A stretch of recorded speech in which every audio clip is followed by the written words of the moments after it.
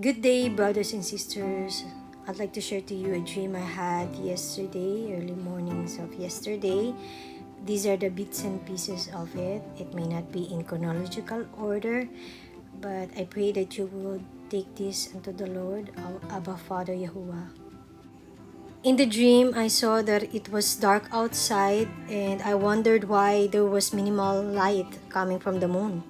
Surprisingly, when I looked at the moon, it looked like an earth and there was a small moon attached to it and the light was just at the edge. Even in the dream, my spirit knew that it was like a deception, the Blue Beam project. And for some strange reason, even if I didn't see the source of the music, I knew in my spirit that the evil ones were using the music to hypnotize or program or MK Ultra the people. And then supernaturally the titles of the song started flashing, and one that stuck out to my mind was Silly Women, and that made me think, what's that song? And then another scene was I saw some guys or young guys, perhaps in their senior high school or college age. And I'm not trying to be racist, but I remember they were brown colored and they were in a line facing or directed towards the left. The scene changed and a friend of mine was telling me that rubbing alcohol is being used to deplete our eye layer, or the evil wicked ones are using it to do that to our eyes. And I was kind of confused or dumbfounded, and then I woke up, and here is the Holy Spirit led interpretation, or where the Holy Spirit led me with the bits and pieces in the dream.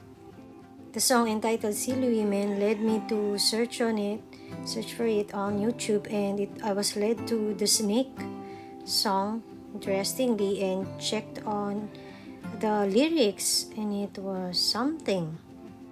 And our Abba Father Yahuwah Elohim is so amazing that while I was telling my boyfriend regarding the lyrics of the song, because I'm not familiar with it, he shared to me that Trump once shared a poem entitled The Snake, and so I had to check it, and here it is.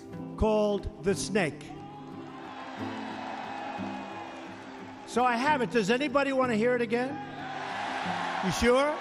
Are you sure?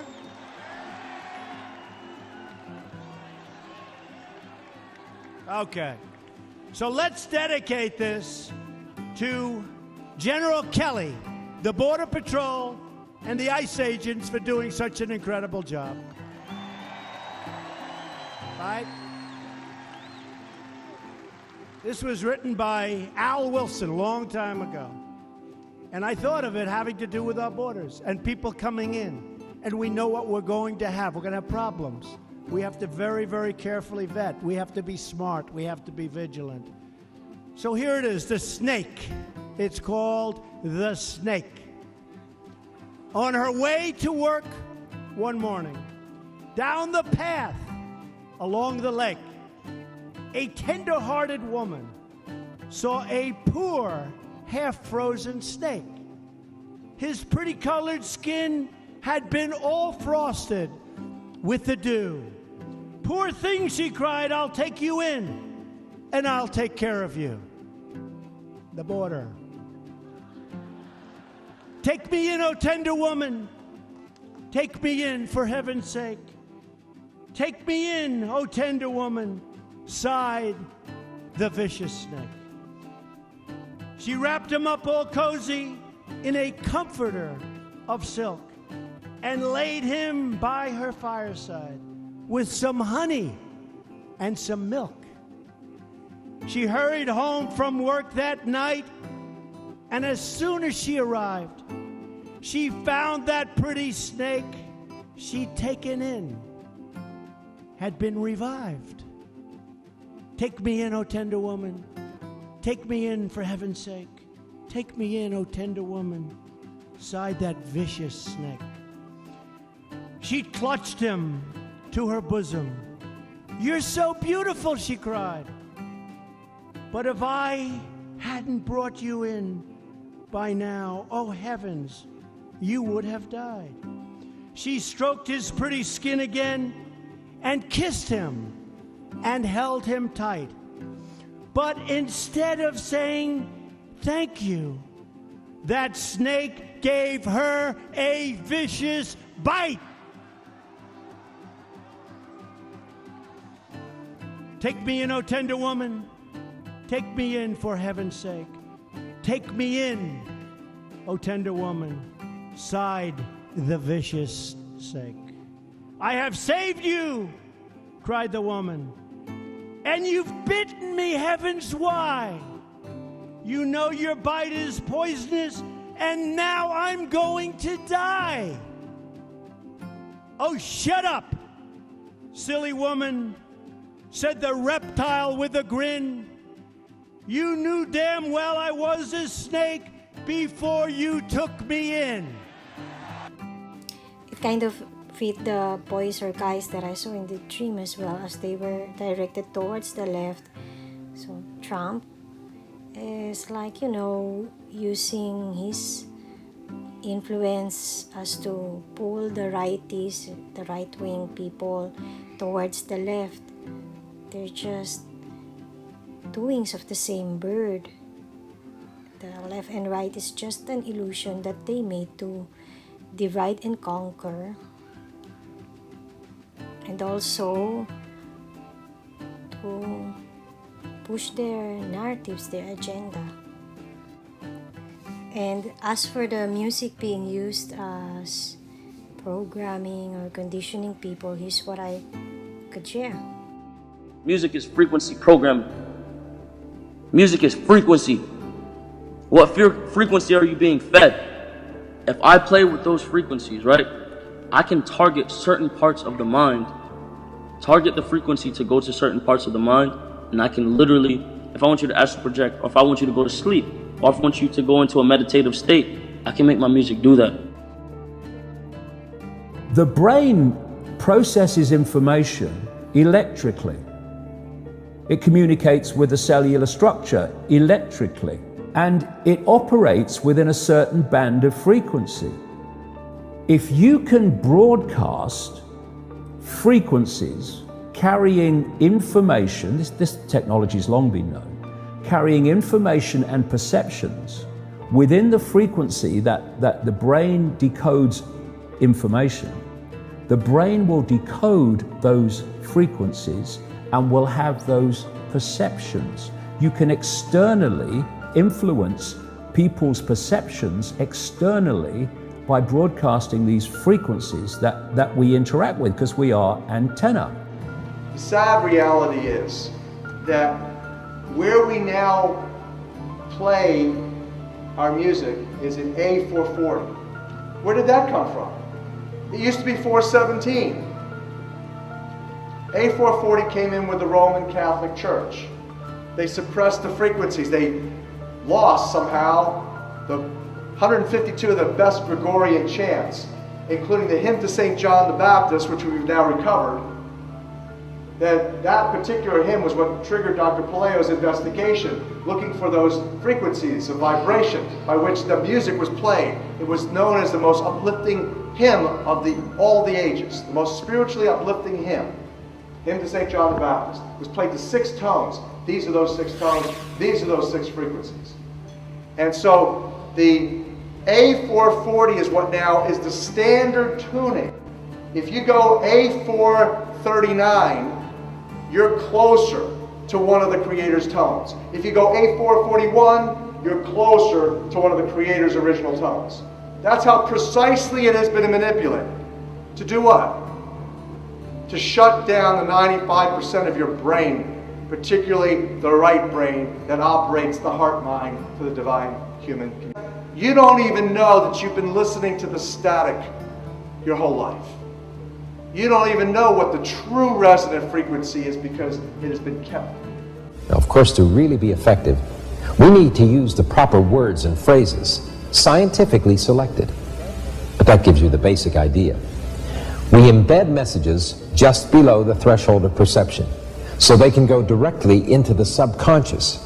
They can play across a community these frequencies without anyone knowing, and it starts to have an effect. Master conductor of the Universal Orchestra is singing love songs in 5/8, uplifting everything simultaneously. And we're the only species out of tune and accepting static for the clear channel. Do you know that the American military, they've admitted this. They have technology that fires frequencies at the enemy that basically breaks the enemy's spirits. Hearing about frequency and acoustics there, the Holy Spirit reminded me as well. During college days, we were taught that moon was used as the first satellite repeater or the passive repeater, and so I had to check as well regarding this and found out about the moon bounce operation. If the moon happened to be overhead when the Soviets sent a signal, some of that signal might bounce off the moon's surface and back toward Earth. Then, if everything was aligned just right, maybe receivers in the US could pick up the signals and map where they came from. If you think that sounds like a shot in the dark, you're right. The Navy built a huge antenna to try it out, but the signals were still a quadrillion times weaker than they would have been from a surveillance plane, and they were too unreliable to be useful. But even if the moon couldn't detect Soviet messages, those experiments helped engineers realize it could solve their secure communications problem instead. That led to a project from the US Naval Research Laboratory called Operation Moon Bounce. It didn't involve any giant inflatable bounce houses, but it did involve bouncing radio signals off the moon, which is almost as fun. To test out the idea, the Navy built a pair of specialized antennas, one in Maryland and one in California. And in 1955, they sent the first successful transcontinental satellite communication by bouncing a signal off the moon at exactly the right angle. Since they were sending specific signals and not just trying to pick up radar from the other side of the world, the antennas for Operation Moon Bounce only had to be a few meters across instead of dozens of meters wide. Within years, the program was expanded and could link Hawaii and Washington, D.C. And soon after, it connected ground stations with special intelligence gathering ships at sea. In 1960, the project was debuted to the public, and the US had a powerful new advantage in the Cold War. But as cool as this was, the moon's role was short-lived. Within a few years, the first artificial communication satellites were in orbit, which let you use much simpler equipment to send a message, something small enough to be carried by one person, as opposed to an antenna dish the size of a house. But the project taught us a lot about satellite communication, knowledge that is still useful today. Even though we don't reflect our messages off the moon anymore, the legacy of Operation Moon Bounce lives on. The legacy of Operation Moon Bounce lives on. What the Holy Spirit is telling me is that this technology might be used or will be used in order to implement the US, Russia, or the deception regarding it. If you're getting another interpretation, kindly share. Last but not the least, the rubbing alcohol depleting the eye or retinal layer led me into looking for it online, and interestingly, it brought me to this website article.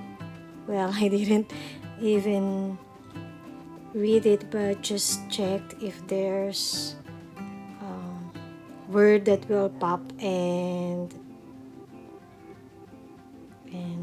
when I saw this thing, this part, this RT, Romeo Tango, Papa, Charlie, Romeo, kind of ring a bell to me.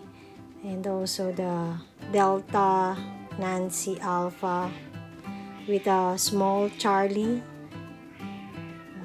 Somehow, the small Charlie, I think, meant in the scientific field, it means synthetic or man-made. And then it led me to a video.